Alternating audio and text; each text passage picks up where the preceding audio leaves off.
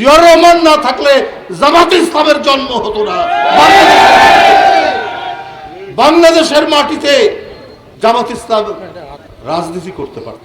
দেশনেত্রী বেগম খালেদা জিয়া না থাকলে মন্ত্রিত্বের স্বাদ পেতেন না। সেখানেও তো 2 জন মন্ত্রিত্ব আপনারা নিয়েছেন। এখন বলেন সেই আল জাজিরার সাক্ষাৎকারে যে না মেয়েরা আসতে পারবে, এমপি টেমপি হতে পারবে, কিন্তু সর্বোচ্চ পদে যেতে পারবে না, মানে জামাতের আমির হতে পারবে না, রাষ্ট্রের প্রধান হতে পারবে না। আর একজন মহিলা সে কেন দলের প্রধান হতে পারবে না?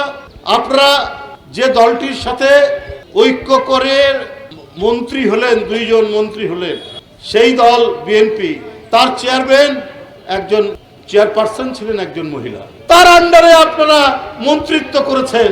এখন বলেন যে জামাতের আমির কখনো মহিলা হতে পারবে না। শুধু তারা মনে করে যে কোনোভাবে যদি আগে রাষ্ট্র ক্ষমতাটা পেয়ে নেই তারপরে দেখব। অর্থাৎ তারা যদি ক্ষমতায় আসে নারীর অধিকার থাকবে না, মেয়েদের অধিকার থাকবে না, মেয়েরা আপনার অফিস আদালত রাজনৈতিক দল কোনো জায়গায় তারা ভালো কোনো পদ পাবে না।